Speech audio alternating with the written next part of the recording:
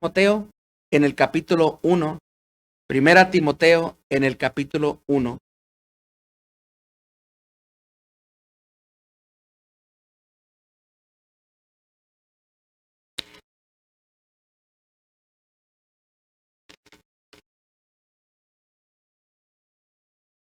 Primera Timoteo en el capítulo 1.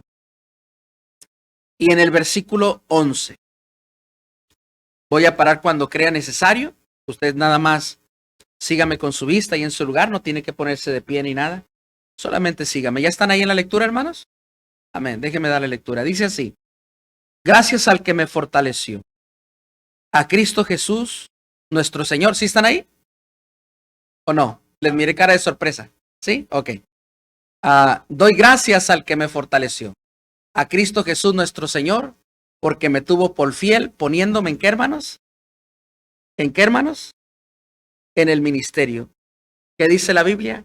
Habiendo yo sido antes blasfemo, perseguidor e injuriador, mas fui recibido a misericordia porque lo hice por ignorancia, en incredulidad. Pero la gracia de nuestro Señor fue más abundante en la fe y en el amor que es en Cristo Jesús. Palabra fiel y digna de ser recibida por todos. Que Cristo Jesús vino al mundo para salvar a los pecadores, de los cuales yo soy el primero. Pero por esto fui recibido a misericordia, para que Jesucristo mostrase en mí el primero de toda su clemencia, para ejemplo de los que habrían de creer en él para vida eterna. Por tanto, al Rey de los siglos, inmortal, invisible, al único y sabio Dios, sea honor y gloria por los siglos de los siglos. Amén. Esta parte de la vida de Pablo, hermano, no es más que una acción de gracias.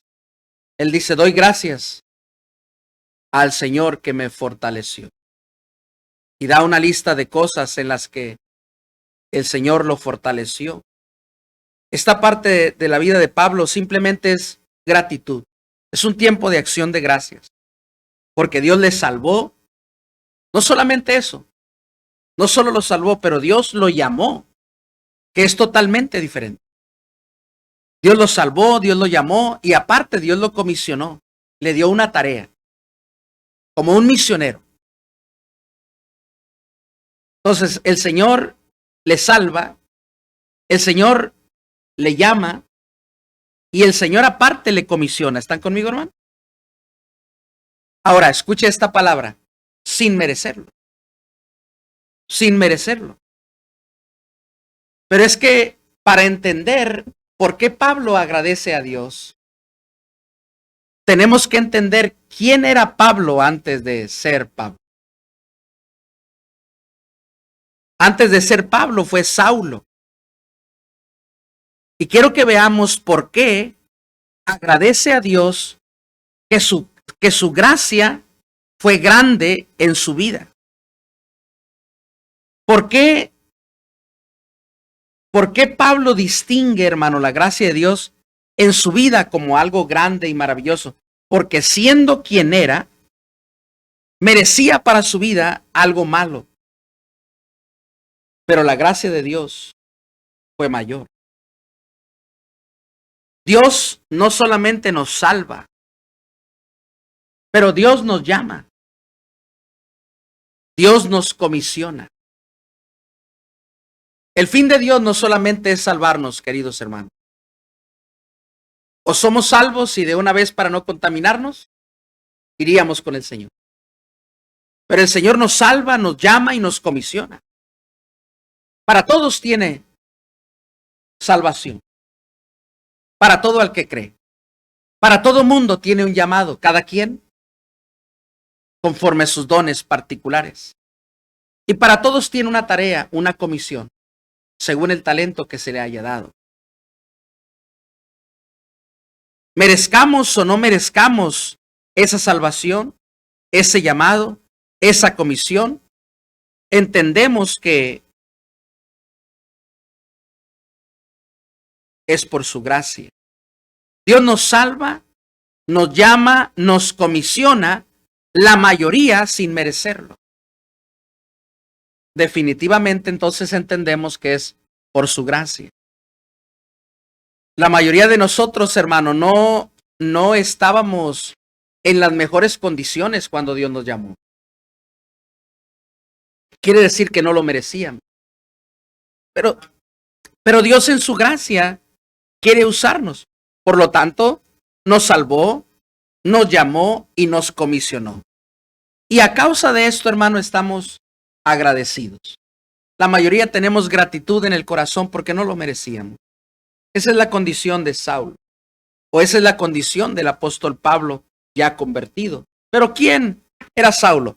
Vamos a echar un vistazo, hermano, para ver quién era Saulo y lo que merecía en su vida y lo que recibió a cambio de Dios. En la vida de Saulo, la gracia de Dios fue mayor. ¿Están conmigo, hermano? ¿Quién era Saulo? Hechos capítulo 8. Vayan conmigo al libro de Hechos. ¿Quién era Saulo?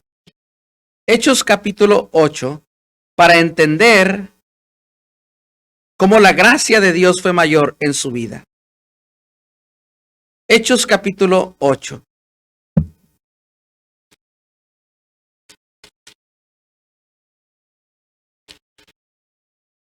¿Ya llegamos ahí, hermano? Fíjese lo que dice la Biblia en el libro de Hechos capítulo 8, versículos 1 al 3, dice, y Saulo, ¿qué dice la Biblia? Consentía en su muerte. Quiere decir que permitía.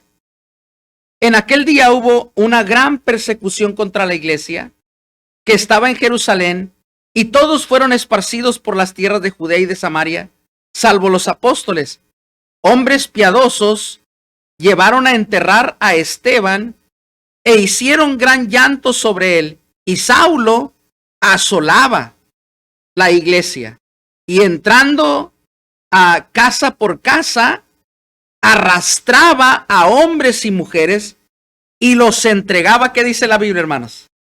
En la cárcel. Mire quién era Saulo, hermano. Un perseguidor de la iglesia. Saulo asolaba a la iglesia, entrando de casa en casa, arrestando a quienes se declaraban como cristianos. Principalmente porque como ciudadano judío creía en la ley de Dios y pensaba que el cristianismo se estaba levantando con el fin de quebrantar la ley que con celo él servía. Entraba en hogares, entraba en hogares, dice la Biblia, hermano, y arrastraba a los miembros de los hogares a las cárceles, amenazando, encarcelando, asolando, persiguiendo el cristianismo de sol a sol, día a día, hasta que su celo y su ceguera le llevaron a estar frente a Esteban, un hombre lleno del Espíritu Santo, que compartía el evangelio con poder. Lo acusaban de quebrar la ley de Dios y la gente, con el permiso de Saulo, consintiendo Saulo, tomaron piedras y le mataron. La muerte de Esteban, hermano, conmovió a muchos cristianos, porque era de los hombres más apasionados a predicar. Muchos se conmovieron en gran manera. Le lloraron y agarraron coraje, resentimiento contra Saulo. Agarraron temor contra Saulo de Tarso. Esto hizo enardecer a la gente contra el cristianismo. Ya no había límite. Entienda lo que hizo Saulo, querido hermano. Perseguían a la gente para encarcelarla, para amenazarla, para intimidarla, pero ahora ya también para matarla, porque Saulo lo permitió. Así lo consintió uno de sus líderes. Por lo tanto, el sufrimiento del cristianismo se estaba duplicando, la vida del cristianismo corría peligros. Para llegar a lastimar a creyentes, hermano, en Jesús es lo único que quería. Te digo, hermano, que te digo que cuando Saulo decide amedrentar a la iglesia, decide quebrantar la iglesia, quien se mete, hermano, con la iglesia, también se mete con Cristo. Saulo se convirtió en un enemigo de la iglesia, pero también se convirtió en un enemigo de Cristo. ¿Están conmigo, hermano? Entre este conflicto entre Saulo y la iglesia, Cristo toma esa pelea en su mano y le aparece a Saulo de Tarso. Este hombre iba a todo galope, hermano, para llegar a lastimar a más creyentes en Jesús.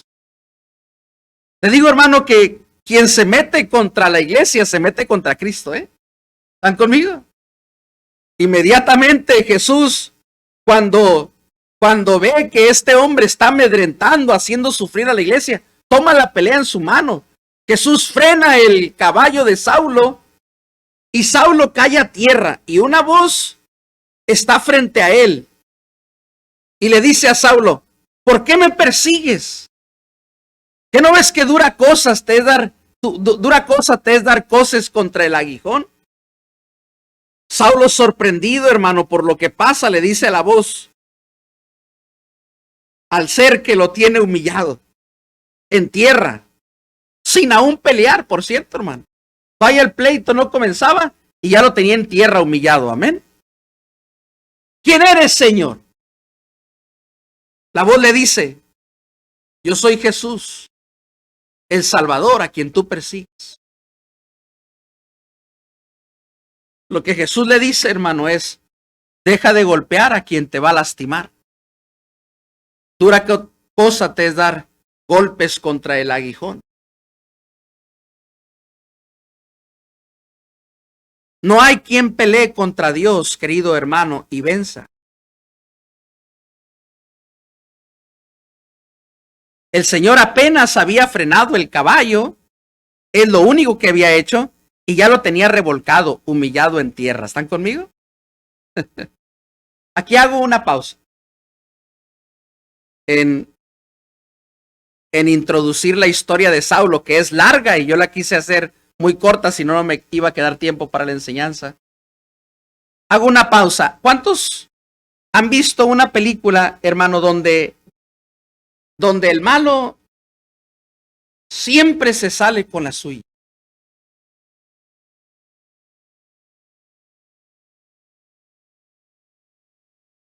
¿Cuántos malos nos han marcado en el corazón porque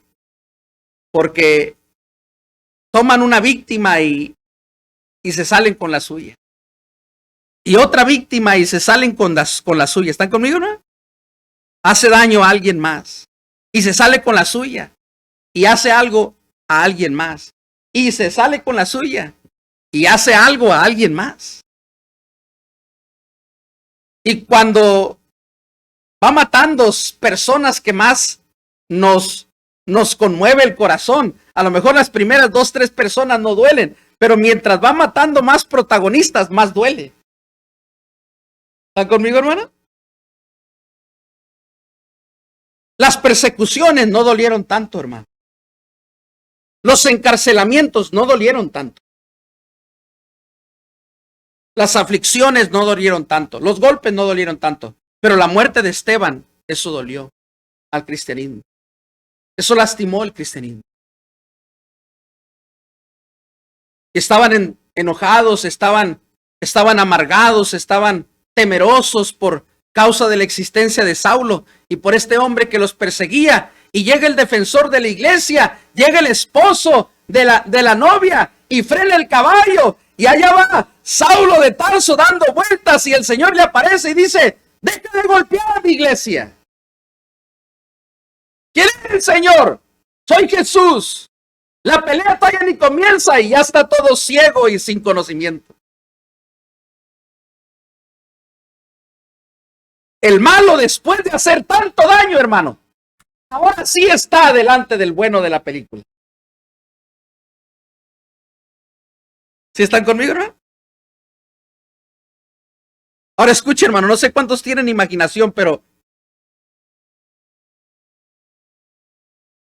ahora el malo está enfrente del bueno de la película. después de haber hecho tanto daño, ahora sí va a pagar.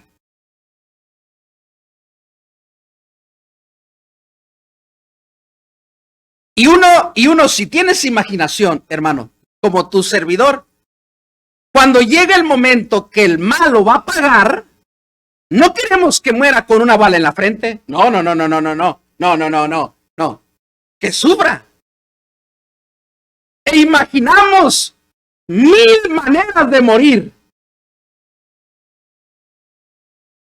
Cuando uno lee la Biblia en el libro de Hechos, hermano, y uno ve todo el daño que Saulo hizo a la iglesia local, ve uno persecución tras persecución, acto miserable, tan acto miserable, y llega el tiempo en que está frente a Jesús y uno dice, Señor, que por la caída quede inválido, que por el resplandor quede ciego, que por el precio y llega el momento en el que el malo va a pagar el precio, y quiero que vea lo que sucede. Hechos capítulo 9. Hechos capítulo 9.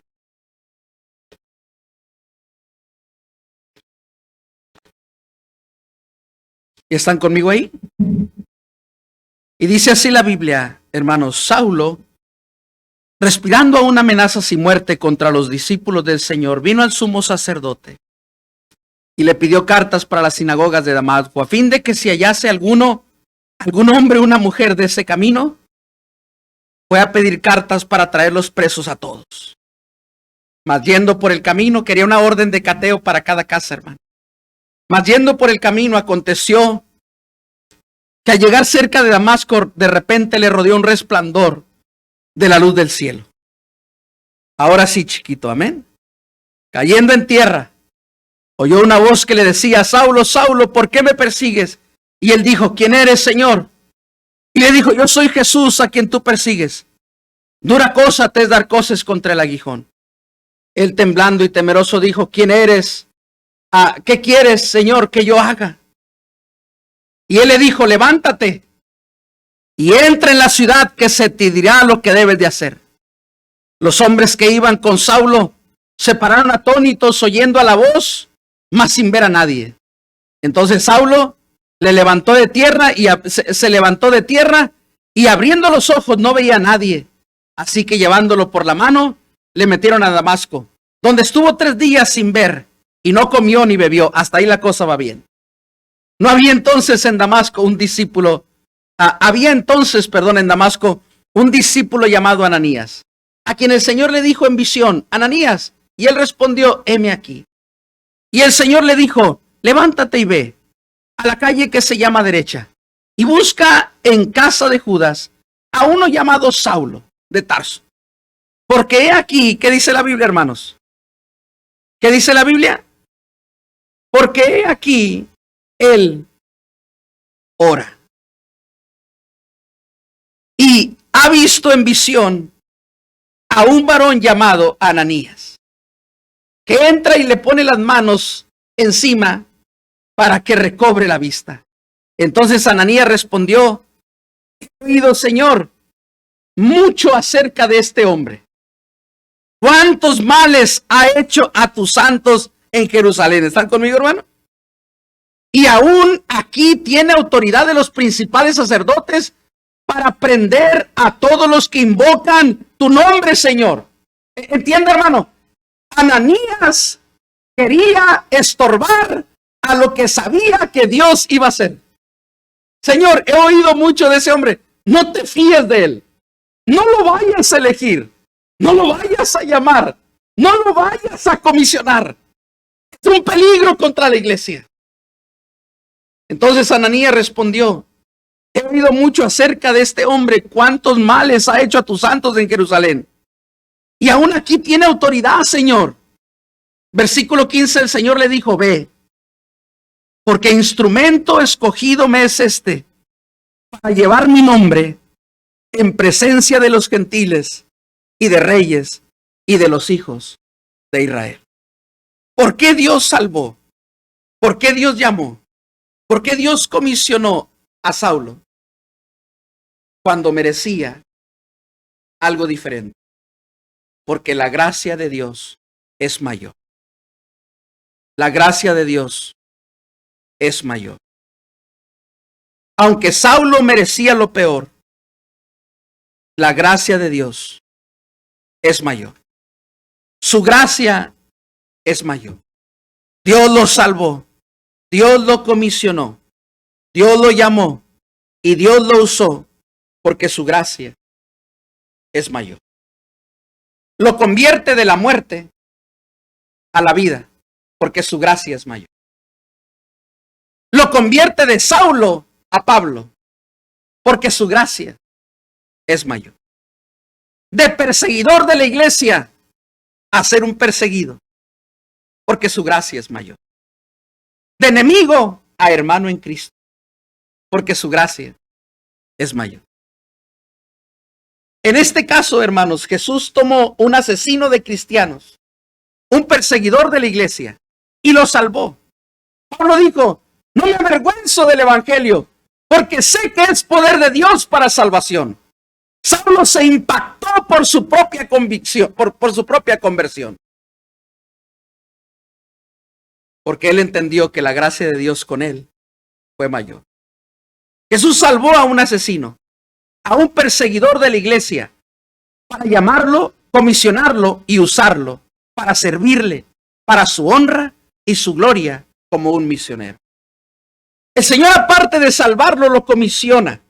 Vas a ser una herramienta para reyes, judíos y gentiles. La palabra de Dios dice que Saulo, el hombre transformado en Pablo, sería instrumento para llevar el evangelio a reyes, gentiles y al pueblo de Dios. Tantos obreros con dignidad para hacer este trabajo. Pero a Dios se le ocurre llamar a un perseguidor de la iglesia, porque su gracia es mayor. Escuche, hermano. Dios tomó a este hombre con el menor perfil y lo convertiría en el más grande misionero en todo el Nuevo Testamento. Sería un misionero usado por Dios en todo el Nuevo Testamento, porque su gracia es mayor. Pablo predicó en Asia, predicó en Macedonia, predicó en Grecia, predicó en Gaza, predicó en Jerusalén, predicó en Jope, predicó en Samaria, predicó en Cesarea, predicó en Damasco, en Antioquía, en Tarso, en Jope, en Pafos, en Derbe, en Listra, en Iconio, en Laodicea, en Colosa, en Antioquía, en Disidia, en Mileto, en Patmos, en Éfeso, en Troas, en Filipo, en Atenas, en Corinto, en Tesalónica, en Berea, en Macedonia, en Malta y en todo Roma, porque la gracia de Dios es mayor. Es increíble la mano de Dios. Y yo me pregunto, hermano, ¿por qué? Saulo no lo merecía. Hizo daño a Dios y a su pueblo. Ananías, hermano, Ananías, un hombre lleno del Espíritu Santo. ¿Están conmigo, hermano? No el hermano Mario Nungaray, un hombre carnal o liberal, no. Ananías, un hombre lleno del Espíritu Santo en el Nuevo Testamento. Cuando Dios le envió en visión a poner las manos sobre Saulo para devolverle la vista, le dijo, Señor, he oído la mala fama de cómo ha hecho daño a los hijos del Señor. Cómo ha estado a muchos a encarcelarlos y cómo ha amedrentado a muchos y cómo permitió la muerte de Esteban. No se merece ser llamado, no se merece ser salvo, no se merece ser comisionado. Jesús le dice, ve, porque instrumento escogido me es este. No lo merece, pero la gracia de Dios es mayor. La paga del pecado es muerte, pero la dádiva de Dios es vida eterna, porque su gracia es mayor. La Biblia dice que donde abundó el pecado, hermanos, sobreabunda la gracia, porque su gracia es mayor.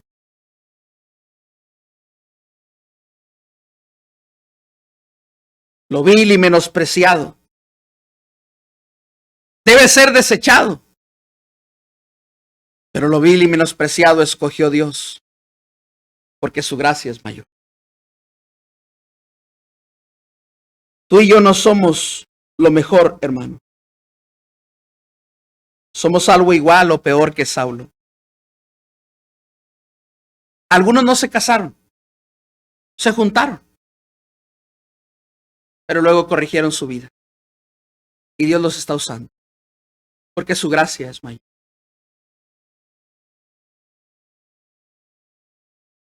Algunos no saben leer y escribir, pero han aprendido Biblia. Y Dios lo está usando, porque su gracia es mayor. Mi padre aprendió a leer y a escribir por leer la Biblia. Un hombre sin letra, y ha llevado más gente a los pies de Cristo que su servidor, porque su gracia es mayor. Algunos nos hemos equivocado, algunos han adulterado, algunos han fornicado, algunas madres quedaron solas por su pecado, pero están aquí, porque la gracia de Dios es mayor. Estás enfermo o enferma, Dios quiere sanar, porque su gracia es mayor. Annie Johnson vivió del 86 al 32. Ella nació con una enfermedad crónica de artritis, lo que le dificultaba moverse normalmente. Le dificultaba actuar como una persona normal. Los padres que la engendraron murieron en su niñez. Ella fue recibida en un orfanatorio y su enfermedad de artritis empeoraba. Sus manos se le encorvaban y los pies se le encorvaban. A sus 8 años fue adoptada por una pareja cristiana. Le invirtieron medicina, médico, pero sobre todo conoció la salvación en Cristo Jesús. Ella mejoró de los 8 a los 12 años. Se convirtió a Cristo y se convirtió en una fiel ganadora de almas. Ella no podía entender cómo Dios y su gracia habían visto una huérfana. Y se convirtió en uno de los mejores ganadores de almas de esa iglesia local. El Evangelio y su Salvador impactaron su vida. Y nunca desaprovechaba un tiempo para predicar. Pero tampoco desaprovechaba el tiempo para dar testimonio en su hogar. Sus padres adoptivos cristianos murieron. Quedó sola de nuevo en la vida. A la edad de 25 años, su artritis se empeoró y sus pies y sus manos se encorvaron. Comenzó una nueva pasión, ya no podía salir a predicar. Esta nueva pasión era escribir poemas. Escribió más de 6,000 poemas que sirven hoy como himnos cristianos en todo el mundo. Uno de sus himnos más famosos es Su gracia es mayor.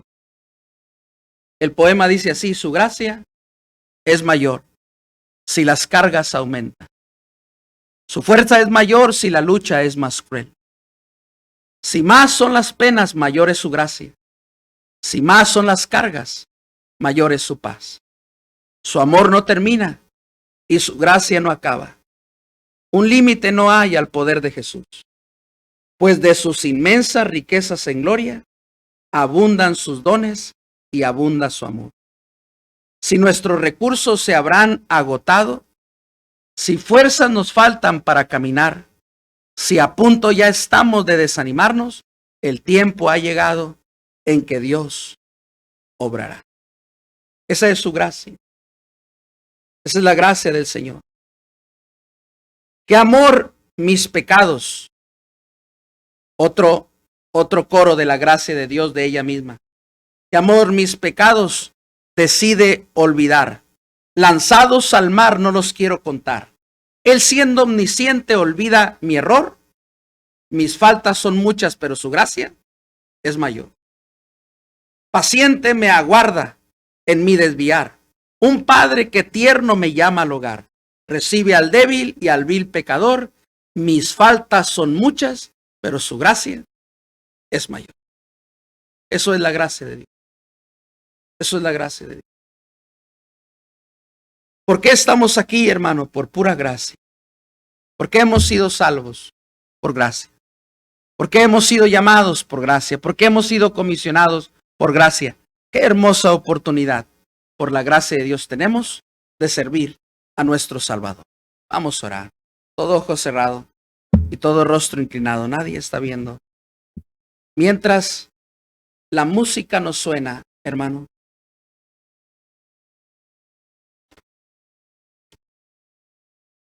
si Dios ha hablado a su vida con un mensaje tan sencillo como esto, la gracia de Dios, su amor no termina y su gracia no acaba. Límite no hay al poder de Jesús.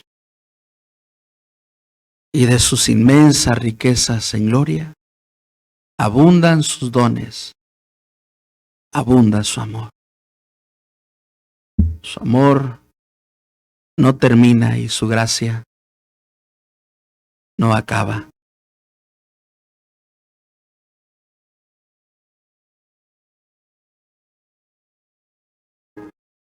Medite en lo que acabamos de escuchar. Mientras el piano toca, ¿por qué no orar, hermanos? Tratar de entender la gracia de Dios en nuestra vida. Qué preciosa salvación por gracia de Dios. Qué hermoso llamado el Señor nos hizo a servirle. Qué preciosa comisión nos ha dado.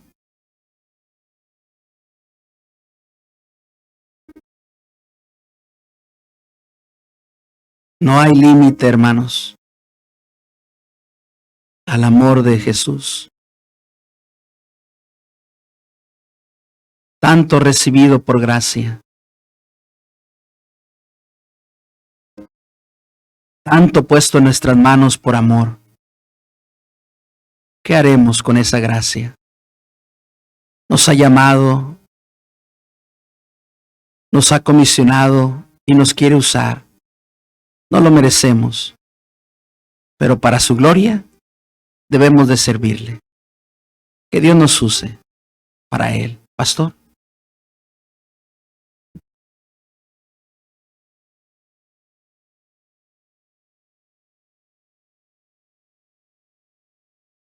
Quienes somos hasta este momento es por su gracia. Estábamos destinados a la eternidad, al infierno. Y Él viéndonos a nosotros condenados por su gracia, el favor inmerecido, decidió mandar a su Hijo pagar por nuestros pecados. Y por su gracia, hermano, tu nombre está escrito en el libro de la vida. Por su gracia tienes esposa. Por su gracia tienes esposo. Por su gracia tienes hijos. Por su gracia tienes lo que tienes. Deberíamos de humillarnos, hermano, ahí en su lugar y de rodillas decirle, gracias, Señor, gracias. Yo soy tan culpable como Pablo. Y tú tan fiel.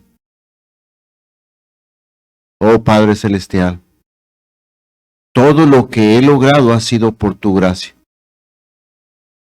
Por esa sublime e inmensa, extensa, inagotable, sin final, sin límites, su gracia, mayor que cualquier cosa. Tus hijos que tienes, es por su gracia. La salud que tienes, hermano, hermana, joven, es por su gracia. Gracias, Señor, por esa inmensa gracia. O sea, Señor, ese favor inmerecido que recibimos a cada momento al simple hecho de poder respirar. Y estar hasta aquí en este momento es por tu gracia, Padre. Gracias, Padre. Gracias porque podemos gozarnos de cada ser amado que tú nos has dado, Señor. Y los tienes vivos y podemos tentarlos, palparlos, gozarlos y lo único que podemos decir es gracias, Señor, por tu gracia. y el final de nuestra vida, Señor, es un don inmerecido y es por tu gracia que un día estaremos frente a frente viendo al Dios eterno y es por tu gracia que no merecemos, pero a usted le plació y le place darnos esa gracia inagotable. Gracias, Señor. Y perdónenos, Señor. Perdónenos. Y ayúdenos, Señor, a valorar, apreciar, amar, vivir, glorificando su nombre por esa gracia que nos da inagotable. Se lo agradecemos. Se lo pedimos por ese precioso y sublime nombre que recibimos la gracia. En el precioso y sublime nombre de nuestro Salvador y Redentor Jesucristo.